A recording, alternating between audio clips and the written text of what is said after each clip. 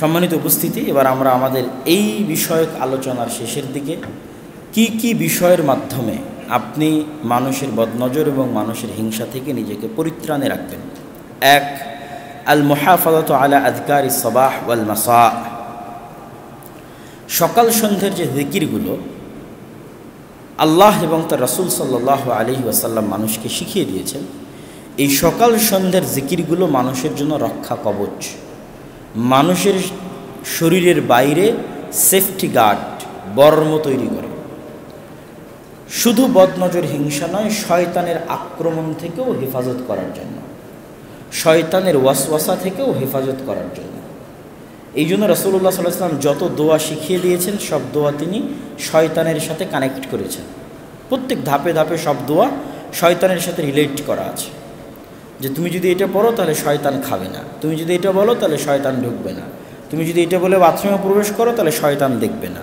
তাহলে এই দোয়াগুলো হচ্ছে শয়তান থেকে, এবং এরকম যত অদৃশ্য শক্তি আছে এবং অদৃশ্য আক্রমণ আছে তার মধ্যে একটা হচ্ছে রুহের আক্রমণ, যেটা বদনজর এবং মানুষের হিংসা, এটা রুহ থেকেই বের হয়, মানুষের অন্তর থেকেই বের হয়।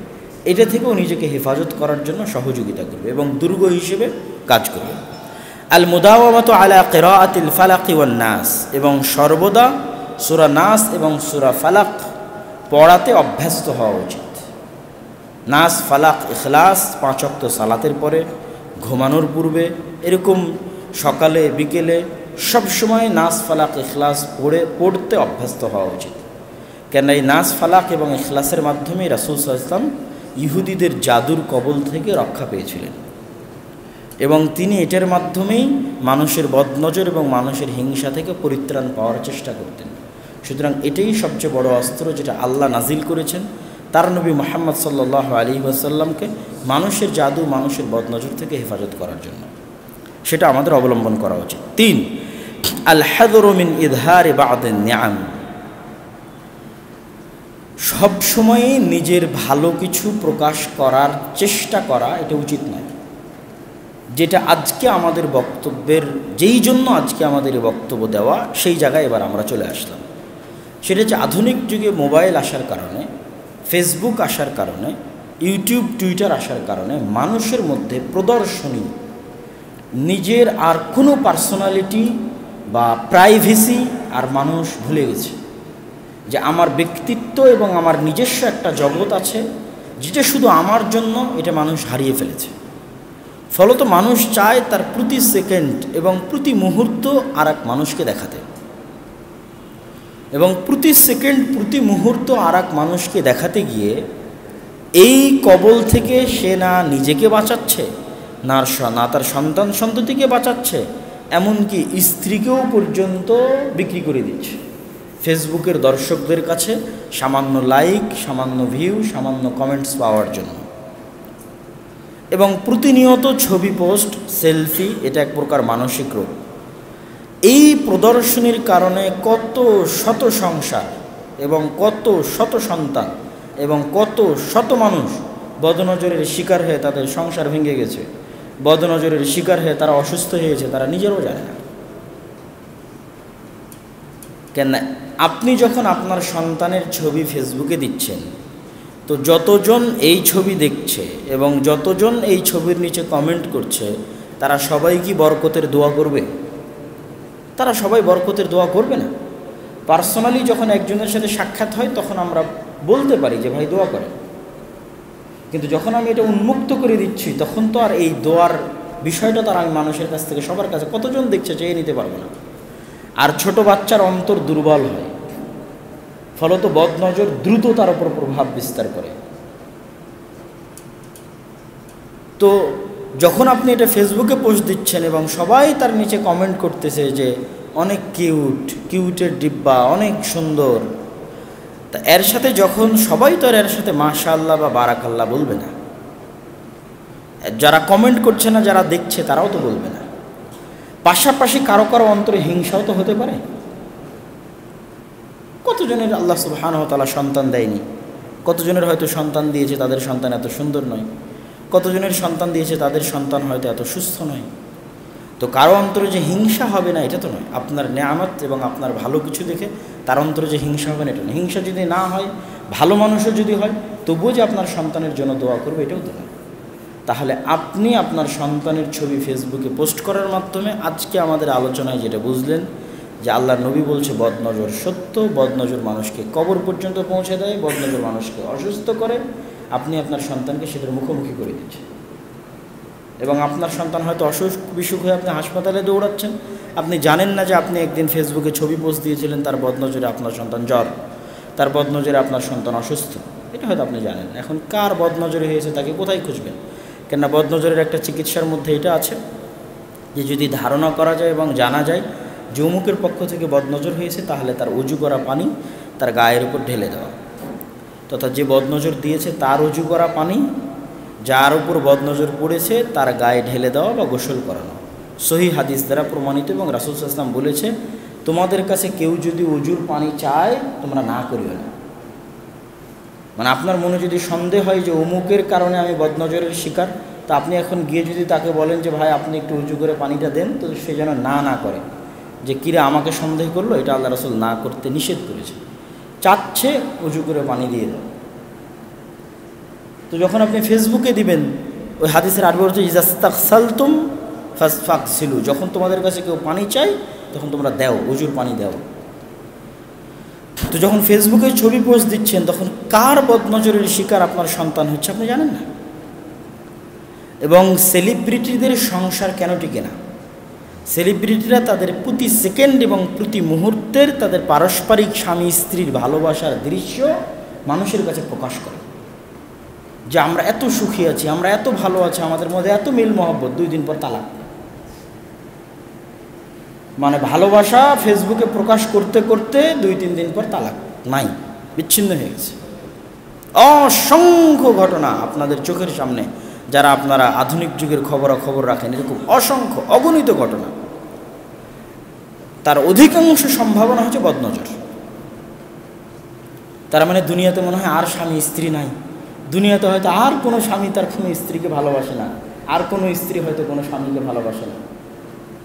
এই যে নিজেকে, নিজের প্রাইভেসিকে ধ্বংস করে মানুষের সামনে প্রকাশ করে দেওয়া, এটা এখন এই যুগে এমন ফিতনার রূপ ধারণ করেছে মানুষের হাতে হাতে মোবাইল এবং মানুষের হাতে হাতে ফেসবুক যাওয়াতে, যে মানুষ এটাকে টাকা ইনকামের মাধ্যম বানিয়ে নিয়েছে। যে নিজের স্ত্রীর ভিডিও, নিজের স্ত্রীর সাথে নিজের ভিডিও করে ফেসবুকে দিয়ে টাকা ইনকাম করবে। এটা আপনার সংসারকে ধ্বংস করে দেবে এবং মানুষের বদনজরে আপনার সংসার এবং আপনার সন্তান সন্ততি সবকে আপনি ধ্বংস করে দিচ্ছেন, মানুষের বদনজরের জন্য উন্মুক্ত করে দিচ্ছেন। এই জন্য এই 3 নম্বর পয়েন্ট যেটাকে লক্ষ্য করে আজকে আমাদের আলোচনা করা, সেটা হচ্ছে সবসময় সকল নেয়ামত মানুষের সামনে পেশ না করা এবং প্রকাশ না করা। আর কারো যদি ক্ষেত্রে জানা যায় যে সে বদনজরে আক্রান্ত, একটা হচ্ছে অজু যদি সন্দেহ করে যে অমুকের বদনজর, তার অজুর পানি নিয়ে গোসল করবে, গায়ে দিবে। আর একটা হচ্ছে নাজ ফালাক ইখলাস পড়ে সবসময় নিজের উপর রুকিয়া, নিজের উপর কী করবে, ফু দিবে, ঝাড়ফুঁক যেটা আমরা বলি, নাজ ফালাক ইখলাস পড়ে। আয়াতুল কুরসি, সূরা ফাতিহা, সূরা বাকারার শেষ 2 আয়াত, এগুলো হচ্ছে কোরআনের আয়াতের মধ্যে সবচেয়ে শক্তিশালী আয়াত, যেগুলো যে কোনো শয়তান, যে কোনো অদৃশ্য শক্তির কবল থেকে মানুষকে রক্ষা করতে পারে। সূরা নাস, সূরা ফালাক, সূরা ইখলাস, আয়াতুল কুরসি, সূরা বাকারার শেষ 2 আয়াত, সূরা ফাতিহা। আর আরেকটা কি, ছোট বাচ্চাকে, আপনার নিজের কোলের বাচ্চাকে যখন আপনি বাসায় যাচ্ছেন, আজকে জুমার সালাত শেষ করে বাসায় যাবেন, আপনার বাচ্চা দৌড়ে আসবে, বা অনেক দিন পর হয়তো দেখা হলো, 2 দিন পর দেখা হলো, বাজার থেকে ফিরে গেলেন, সারাদিন অফিস ডিউটি শেষ করে ফিরে গেলেন, বাচ্চা দৌড়ে কোলে আসলো।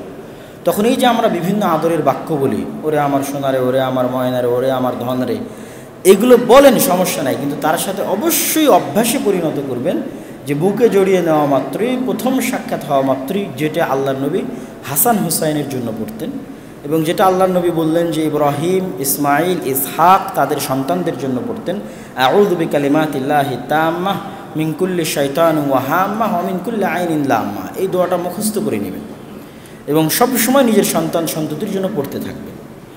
অসংখ্য অসুখ বিসুখ, অসংখ্য রোগ বালাই থেকে আপনি এবং আপনার পরিবার এবং আপনার সন্ততি মুক্তি পাবে।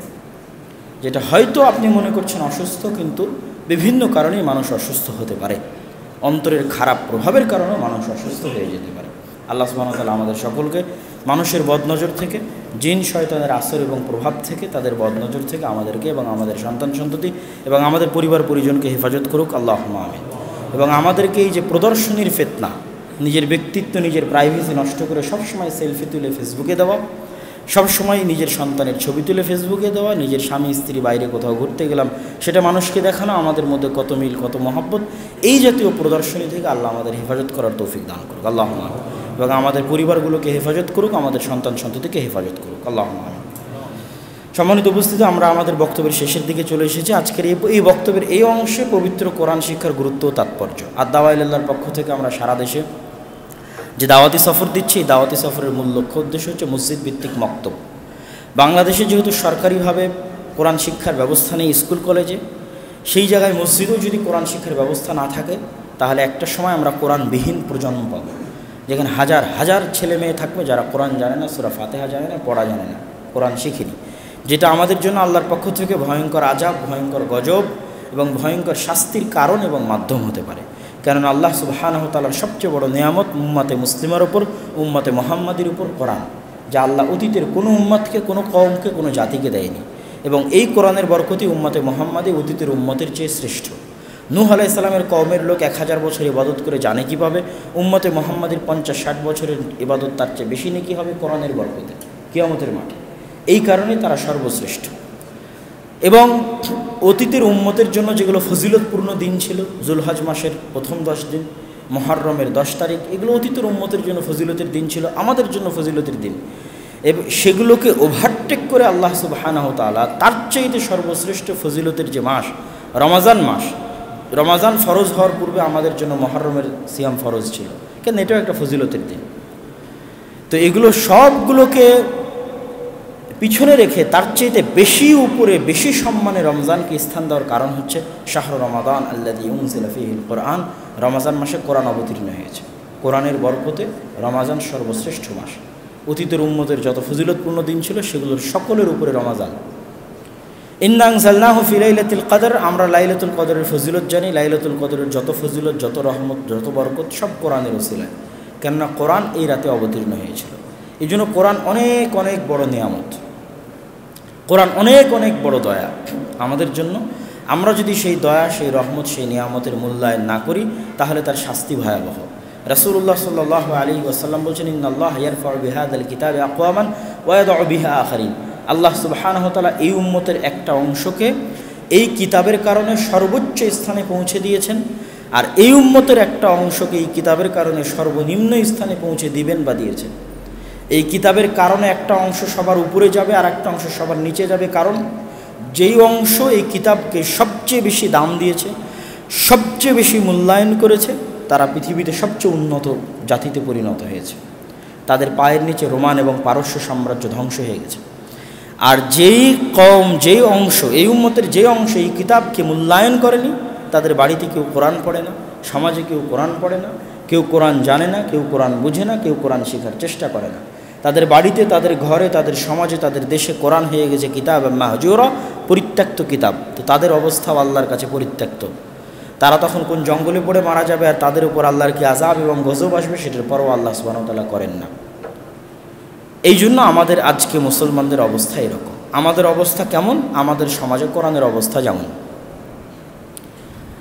আর আমাদের উপর আল্লাহর আযাব এবং আল্লাহর শাস্তি মানে আমাদের উপর আল্লাহর ভূমিকম্প, আল্লাহর আগুন, আল্লাহর বৃষ্টি, আল্লাহর বন্যা, আল্লাহর ঝড় ঝঞ্ঝা, যেগুলো অতীতের উম্মতকে আল্লাহ আযাব গজব দিয়েছে সেগুলো আসবে না। কেননা আল্লাহর নবী সেগুলো থেকে এই কওমের জন্য, এই উম্মতের জন্য পরিত্রাণ চেয়েছে। উম্মতে মুহাম্মাদিকে কোনো প্রাকৃতিক দুর্যোগে ধ্বংস করা হবে না।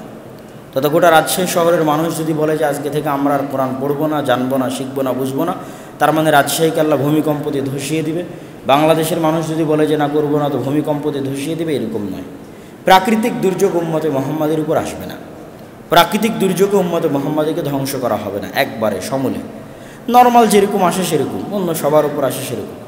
বিশেষভাবে গজব হিসেবে, আযাব হিসেবে প্রাকৃতিক দুর্যোগ দিয়ে ধ্বংস করা হবে না। তাহলে আপনি যদি কোরআনকে অবমূল্যায়ন করেন তো কিসের শাস্তি, কীভাবে আপনি শাস্তি পাবেন? বিধর্মীদেরকে আপনার উপর চাপিয়ে দেওয়া হবে। তারা ক্ষুধার্ত প্রাণীর মতো, হায়নার মতো খাবার প্লেটে যেমন ক্ষুধার্ত প্রাণী ঝাঁপিয়ে পড়ে, বিধর্মীরা সেভাবে আপনার উপর ঝাঁপিয়ে পড়বে। এটাই আপনাদের কোরআন অবমূল্যায়নের সুন্নাত নবিয়্যিহ আমাদের নবীর সুন্নাত অবমূল্যায়নের, দিনের জ্ঞান অবমূল্যায়নের শাস্তি। এবং এটাই প্রমাণ করে, এটাই আমরা বলতে পারি যে রোহিঙ্গাদের অবস্থা মায়ানমারের বৌদ্ধদের নিকটে তেমন, রোহিঙ্গাদের কাছে আল্লাহর কোরআন, আল্লাহর নবীর সুন্নাত এবং আল্লাহর নবীর দিনের জ্ঞান যেমন। একই ঘটনা যেখানে যেখানে মুসলমানদের উপর এইভাবে ঘটেছে, সেই ঘটনাগুলোর মূল কারণ এটাই। তাতে আমরা যতই আফসোস করি এবং যতই আমরা সেটাকে কষ্ট নিই বা যতই সেটাকে আবেগময় বক্তব্য দিই, আসল জায়গায় সংশোধন হতে হবে। সম্মানিত উপস্থিতি, কোরআন শুধু মাদ্রাসার ছাত্রের জন্য নয়, কোরআন শুধু ছোট বাচ্চার জন্য নয়, কোরআন শুধু মাদ্রাসার ছাত্রকে ভাড়া করে নিয়ে এসে পড়িয়ে নেওয়ার জন্য নয়। ভাড়া করে নিয়ে এসে পড়িয়ে নিলে কোরআনের হক আদায় হবে না। আর কোরআন শুধু তাবিজ কবজ বানিয়ে বিক্রি করার জন্য নয়, কোরআন গলায় মুখে চুমু লাগানোর জন্য নয়, আর কাপড় দিয়ে মুড়িয়ে তাকে ঝুলিয়ে রাখার জন্য নয়।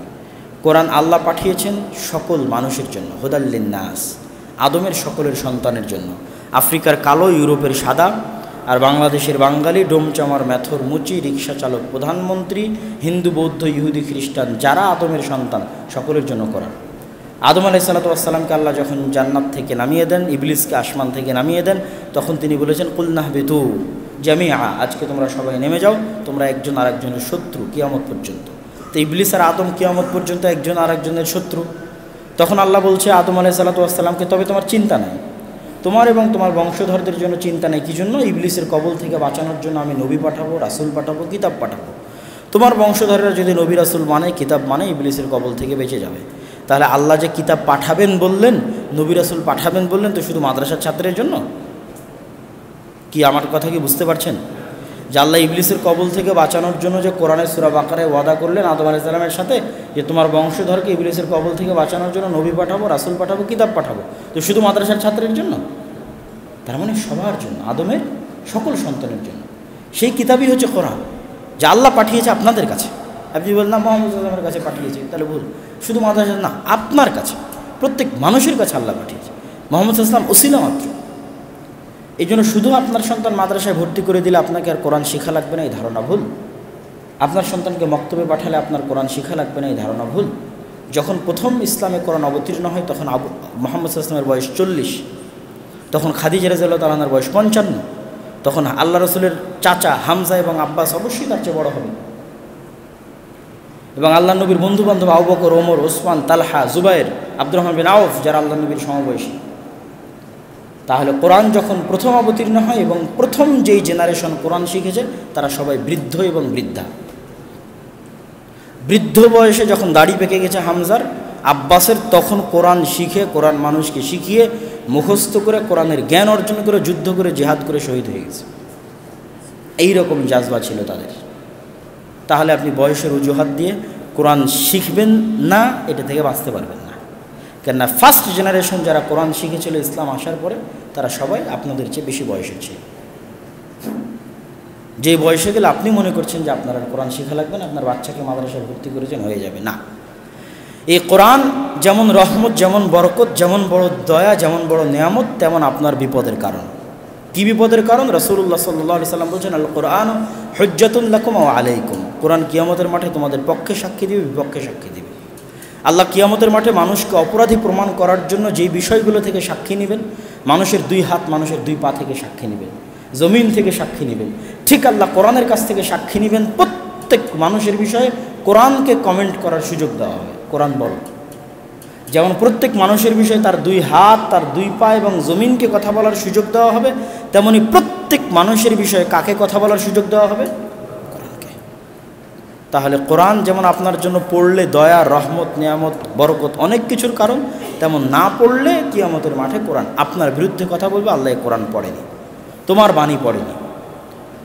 তোমার নবী 23 বছর পরিশ্রম করে, কষ্ট করে তোমার যে বাণী এবং কালাম উম্মতে মুহাম্মাদের জন্য পাঠিয়েছিল, এর বাড়িতে ছিল, এর ঘরে ছিল, এর শহরে ছিল, এর গ্রামে ছিল, শিখার সুযোগ ছিল, জানার সুযোগ ছিল। জীবনে honours, masters, BCS, cadre, SSC, HSC, বিবাহ শাদী, ব্যবসা বাণিজ্য, পরিবার পরিজন, বাড়ি ঘর সব কিছু করেছে, তোমার কোরআন শিখার এর সুযোগ হয়নি। এই অভিযোগ যখন কোরআন আপনার বিরুদ্ধে পেশ করবে, তখন আপনার আর বলার কিছু থাকবে না, আপনার আর অজুহাত দেওয়ার কিছু থাকবে না। সম্মানিত উপস্থিতি, এই জন্য অবশ্যই প্রত্যেক মানুষকে কোরআন শিখতে হবে। কোরআন শেখা ফরজে আইন, যেমন সালাত ফরজে আইন, কেননা সালাত হয় না কোরআন ছাড়া, সালাত বাতিল কোরআনবিহীন। সালাতের সবচেয়ে বড় রুকুন, রুকুর চাইতে বড় রুকুন, সিজদার চাইতে বড় রুকুন, তাশাহুদের চাইতে বড় রুকুন, সালাতের সবচেয়ে বড় রুকুন হচ্ছে সালাতের মধ্যে দাঁড়িয়ে থেকে যখন মানুষ কোরআন তেলাওয়াত করে, এটাই হচ্ছে সালাতের সবচেয়ে মোস্ট ইম্পর্টেন্ট রুকুন। তথা কোরআন নাই, সালাত বাতিল। তার মধ্যে যতটুকু লাজেম বাধ্যতামূলক পড়তে হবে সেটা সূরা ফাতিহা। সূরা ফাতিহার পরেও যদি কারো মুখস্থ থাকে, জানা থাকে, পড়বে। কিন্তু যদি না থাকে তাহলে বাধ্যতামূলক কি পড়তে হবে? সূরা ফাতিহা। সূরা ফাতিহা কোরআনের অংশ, কোরআন ছাড়া সালাত বাতিল। তার মানে সালাত যদি ফরজ হয় তো কোরআনও ফরজ। এই জন্য রাসূলুল্লাহ সাল্লাল্লাহু আলাইহি ওয়াসাল্লাম যখন সালাত লম্বা করতেন তারাবিতে, তাহাজ্জুদে, তখন কোরআন দিয়ে লম্বা করতেন। এটাই সর্বশ্রেষ্ঠ ইবাদত যে মানুষ সালাতের মধ্যে কোরআন তেলাওয়াত করবে। এই জন্য রাসূল সাল্লাল্লাহু আলাইহি ওয়াসাল্লাম তারাবি এবং তাহাজ্জুদে লম্বা তেলাওয়াত করতেন কোরআনের। সূরা বাকারা, সূরা আলে ইমরান যেমন মুখস্থ ছিল সেভাবে লম্বা তেলাওয়াত করতেন। সম্মানিত উপস্থিতি, তাহলে কোরআন শিক্ষা আমাদের জন্য জরুরি এবং প্রয়োজন। কিন্তু দুঃখজনক হলেও সত্য কি, আমাদের মসজিদগুলোতে এসি লাগানোর টাকা আছে, টাইলস লাগানোর টাকা আছে, মুসলমানের সন্তানের মক্তব শেখানোর, পরিচালনার টাকা নাই। টাকা অবশ্যই আছে, কিন্তু চিন্তা চেতনা নাই, সচেতনতা নাই। এই বিষয়ে কেউ চিন্তা ভাবনা করে না। আপনি যদি মসজিদ স্বর্ণ দিয়েও বানিয়ে দেন, কিন্তু মসজিদের মুসল্লিদের যদি দিনের জ্ঞান না থাকে, কোরআন এবং হাদিসের জ্ঞান না থাকে, তাহলে 50 বছর পরে এই মসজিদে কেউ আসবে না। আর যদি আপনার মসজিদ জীর্ণ শীর্ণ তালপাতারও হয়, খড়ের হয়, টিনের হয়, কিন্তু মুসল্লিদের কাছে দিনের জ্ঞান থাকে, তো যতদিন জ্ঞান থাকবে ততদিন ইসলাম থাকবে। ইসলাম জ্ঞানের উপর টিকে থাকে, দিনের উপর টিকে থাকে, ততদিন মুসল্লিরা থাকবে। এই জ্ঞানটা, এই দিনটা টিকেই আছে দিনের জ্ঞানের ট্রান্সফরমেশনের উপরে। এবং শিক্ষার এই গুরুত্ব আমরা বুঝি আর না বুঝি, ইহুদি খ্রিস্টানরা খুব ভালো বুঝে। ইউরোপ আমেরিকা ওই বিশাল বিল্ডিং, বুর্জ খলিফা দুবাইয়ের মতো বানিয়ে পৃথিবী শাসন করে না, বা সৌদি আরবের মতো বিশাল বড় বড় রাস্তা বানিয়ে পৃথিবী শাসন করে না। ইউরোপের রাস্তা সৌদি আরবের মতো প্রশস্ত বড় নয়, আপনাদের এই বাগমারার মতোই চিকন ছোট রাস্তা। আর ইউরোপ আমেরিকায় ওই যে দুবাইয়ের বুর্জ খলিফার মতো অত বড় বিল্ডিংও নাই। তো এইটা দিয়ে পৃথিবী শাসন করা গেলে দুবাই সৌদি আরব পৃথিবী শাসন করত। তেল দিয়ে পৃথিবী শাসন করা গেলে দুবাই সৌদি আরব করত। পৃথিবী তারা শাসন করে কি দিয়ে? তাদের কাছে অক্সফোর্ড আছে, ক্যামব্রিজ আছে, হার্ভার্ড আছে, নাসা আছে, উন্নত মানের শিক্ষা এবং গবেষণার প্রতিষ্ঠান আছে। শিক্ষা এবং জ্ঞান দিয়ে পৃথিবী শাসন করা যায়। তারাও যখন আপনাদের বাংলাদেশ সহ পৃথিবীর যে কোনো মুসলিম দেশে কাজ করে, তার আগে গির্জা না বানিয়ে স্কুল বানায়, কলেজ বানায়। বাংলাদেশের সর্বশ্রেষ্ঠ স্কুল কলেজগুলো তাদের দ্বারাই পরিচালিত। তারা জ্ঞান এবং শিক্ষার গুরুত্ব বুঝে। তাহলে আপনি মসজিদ বানাবেন স্বর্ণ দিয়ে, আপনার মসজিদে টাইলস থাকবে, এসি থাকবে, আর আপনার সন্তান শিক্ষা অর্জন করবে তাদের কাছে। তাহলে এই মসজিদ, এই টাইলস, এই এসি দিয়ে আপনি কি করবেন? যেখানে জ্ঞানের ব্যবস্থা নাই, যেখানে শিক্ষার ব্যবস্থা নাই, যেখানে জ্ঞান এবং শিক্ষার ব্যবস্থা তারা নিয়ে যাচ্ছে যারা আপনার সন্তানকে অমুসলিম, মুনাফিক এবং ঈমানবিহীন বানিয়ে দেবে, কোরআনবিহীন বানিয়ে দেবে। এবং তারা এই শিক্ষার রাস্তা ধরার জন্য কঠোর পরিশ্রম করেছে। তাদের মসজিদ নাই, বিল্ডিং নাই, কিচ্ছু নাই, অথচ প্রায় 25,000 স্কুল চালায় সারা বাংলাদেশে। তাদের এরকম মসজিদের মতো জায়গাও নাই, বিল্ডিংও নাই, মানুষের জমি ভাড়া নিয়ে স্কুল চালায়। তাহলে তারা বুঝে শিক্ষার গুরুত্ব, কিন্তু আমি এবং আপনি বুঝি না। সম্মানিত উপস্থিতি, এই জন্য শিক্ষার গুরুত্ব সীমাহীন এবং অপরিসীম। রাসূল সাল্লাল্লাহু আলাইহি ওয়াসাল্লামের যুগে মসজিদ নববী শুধু ইবাদত বা 5 ওয়াক্ত সালাতের জায়গা ছিল না, বরং জ্ঞান অর্জনের জায়গা ছিল। সাহাবীরা আল্লাহর নবীর কাছে মসজিদ নববীতে কোরআন শিখতেন, হাদিস শিখতেন, এবং মসজিদ নববীতে সেই ধারা এখনও অব্যাহত আছে। এখনও মসজিদ নববীর ওই সুন্নাত ধরে রাখার জন্য এখনও মসজিদ নববীর সালাতের পরে সবচেয়ে বড় ফাংশন, সবচেয়ে বড় কাজ হচ্ছে জ্ঞান শেখানো। শত শত শিক্ষক আছে, শত শত ছাত্র আছে, কি শিখবেন তার শিখার ব্যবস্থা আছে মসজিদ নববীতে। নাহু, সরফ, বালাগাত, উসুলে হাদিস, উসুলে তাফসির, কোরআন হিফজ, দুনিয়ার ইসলামের যত জ্ঞান আছে সকল জ্ঞান শিখার ব্যবস্থা করা আছে। তাহলে মসজিদের দ্বিতীয় বড় গুরুত্বপূর্ণ জিম্মেদারি হচ্ছে মসজিদকে মারকাজুল ইলম, জ্ঞানের দায়িত্ব নিতে হবে। এবং দাওয়াতি মাঠে সর্বশ্রেষ্ঠ দাওয়াতি কাজ কোরআন শিখা এবং শেখানো। রাসূলুল্লাহ সাল্লাল্লাহু আলাইহি ওয়াসাল্লাম বলেছেন, খায়রুকুম মান তাআল্লামাল কোরআন ওয়া আল্লামাহ, তোমাদের মধ্যে সর্বশ্রেষ্ঠ সে যে কোরআন শিখে এবং শিখায়। এটাই শ্রেষ্ঠ দাওয়াতি কাজ, এবং এটা সাদাকায়ে জারিয়ার সবচেয়ে বড় মাধ্যম। আজকে আপনার হাত দিয়ে যদি একজন কোরআন শিখে, সে মরা পর্যন্ত যে কোনো জায়গায় কোরআন পড়ুক না কেন, তার নেকি আপনার কবরে পৌঁছতে থাকবে। তার হাত দিয়ে যদি আবার কেউ শিখে, সেটাও আপনি পাবেন। তার হাত দিয়ে যদি আবার কেউ শিখে, সেটাও আপনি পাবেন। তথা ডেস্টিনির মতো আপনারা যে মাল্টি লেভেল মার্কেটিং বুঝেন, ওটা ব্যবসা বাণিজ্যে হারাম, কিন্তু নেকিতে 100-তে 100। আপনি যতজনকে শিখাবেন, সে যতজনকে শিখাবে, সব নাকি আপনার খাতায় জমা হবে। এবং কিয়ামত পর্যন্ত যদি এরকম চলতেই থাকে, আরেকজনকে আপনিও বসে বসে পেতে থাকবেন। এবং এটাই সত্য যে আজকে এই পৃথিবীতে আমরা যারা ইবাদত করছি, দিন শিখাচ্ছি, আমল করছি, কোরআন শিখাচ্ছি, তাদের সবার নেকির একটা অংশ সাহাবীরা পাচ্ছে, তাদের সবার নেকির একটা অংশ মুহাম্মদ সাল্লাল্লাহু আলাইহি ওয়াসাল্লাম পাচ্ছে। তাহলে তাদের এই যে সাদাকায়ে জারিয়ার বিশাল কাতারে আপনার শামিল হওয়া উচিত না? অবশ্যই উচিত, যাতে আপনার জন্য সাদাকায়ে জারিয়ার বিশাল দরজা উন্মুক্ত থাকে।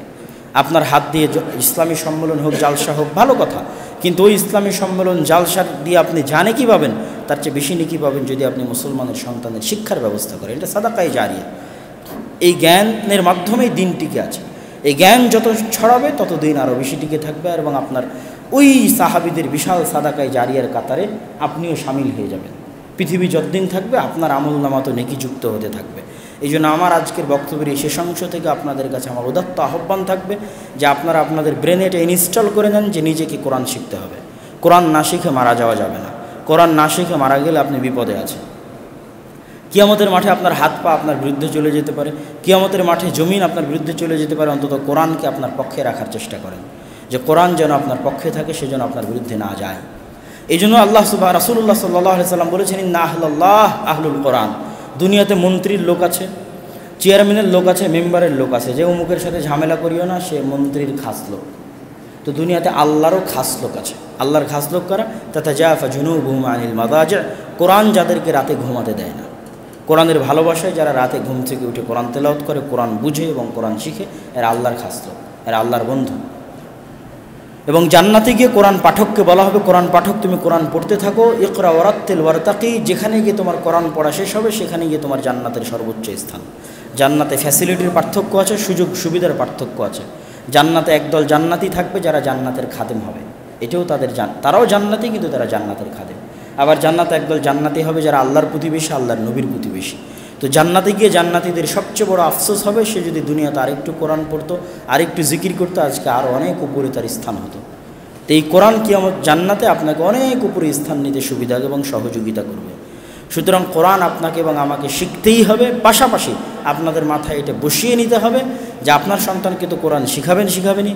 আপনার কর্মস্থল, কাজের জায়গা, বাড়ি, শ্বশুর বাড়ি, আত্মীয় স্বজন, আপনার গ্রামের মসজিদ, আশেপাশের মসজিদ, সব জায়গায় আপনার ব্রেনে কাজ করতে হবে এখানে কোরআন শিক্ষার ব্যবস্থা আছে কিনা, এই গ্রামের ছেলেমেয়েরা কোরআন শিখে কিনা। এবং কোরআন শিক্ষার ব্যবস্থা না থাকলে সেটার জন্য উদ্যোগ নেওয়ার চেষ্টা করা, এবং সাহাবীদের এই বিশাল সাদাকায়ে জারিয়ার কাতারে আপনিও নিজেও শামিল হওয়ার চেষ্টা করা। এই আহ্বান আপনাদের কাছে থাকবে। আর আমরা যে উদ্যোগ নিয়েছি সেটা হচ্ছে, যারাই কোরআন শেখায় এবং শেখানোর কার্যক্রমে সামনে এগিয়ে আসতে চাইবে, আমরা তাদের পাশে থাকার চেষ্টা করব। তাদের যদি অর্থনৈতিক সহযোগিতার দরকার হয় সেটার মাধ্যমে পাশে থাকার চেষ্টা করব। শিক্ষকের ট্রেনিং, সিলেবাসের প্রয়োজন হয় সেটার মাধ্যমে পাশে থাকার চেষ্টা করব। এবং এই বিষয়ে আপনারা আমাদের সাথে সালাতের পরে প্রশ্ন উত্তরের যদি কোনো পর্ব থাকে সেখানে আপনারা যোগাযোগ করতে পারেন, যারা আগ্রহী এবং যারা এই বিষয়ে উদ্যোগ নিতে চান, উদ্যোগী হতে চান। কিন্তু আমার সাথে করতে হবে এই কথা নয়, কিন্তু কোরআন শিক্ষার ব্যবস্থা থাকতে হবে। কোরআনবিহীন প্রজন্ম বড় হতে দেওয়া যাবে না।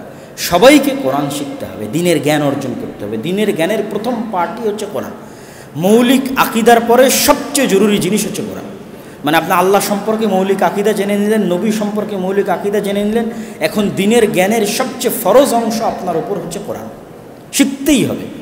আপনি যদি কোরআন শিখা বাদ দিয়ে আব্দুর রাজ্জাক বিন ইউসুফের বক্তব্য শোনেন আর জাকির নায়েকের বক্তব্য শোনেন, কোরআন শিখার আপনার মধ্যে কোনো চেষ্টাই নাই, কোনো আগ্রহই নাই, সেটা বাদ দিয়ে জাকির নায়েক এবং আব্দুর রাজ্জাক বিন ইউসুফের বক্তব্য শুনলেও হারাম হতে পারে, গুনাহ হতে পারে, আমি মনে করি। হ্যাঁ, কোরআন শিখার চেষ্টা কন্টিনিউয়াসলি চলতেছে। আল্লাহ মানুষকে কখনোই বলেনি যে তোমাকে পরিপূর্ণ হতে হবে, মানুষের পক্ষে পরিপূর্ণ হওয়া সম্ভব নয়। আল্লাহর নবী যেভাবে কোরআন তেলাওয়াত করতো সেভাবে আপনি কোরআন তেলাওয়াত করতে পারবেন, এইটা আল্লাহর চাওয়া নয়। জিবরাইল যেভাবে কোরআন তেলাওয়াত করেছে আল্লাহ সুবহানাহু ওয়া তাআলার কাছ থেকে শুনে সেইভাবে আপনাকে কোরআন তেলাওয়াত করতে হবে, এটা আল্লাহর চাওয়া নয়। আল্লাহ জানে মানুষ অপূর্ণ, মানুষ অক্ষম। আপনার কাছে আল্লাহর চাওয়া হচ্ছে আপনি চেষ্টা করছেন কিনা, মরা পর্যন্ত চেষ্টা করতে থাকতে হবে। দিনের জ্ঞান অর্জন করার, কোরআন শেখার চেষ্টার জন্যই আল্লাহ সুবহানাহু ওয়া তাআলা আমাকে এবং আপনাকে নেকি দেবে। আল্লাহ সুবহানাহু ওয়া তাআলা আমাদেরকে বোঝার তৌফিক দান করুক। আল্লাহুম্মা আমিন।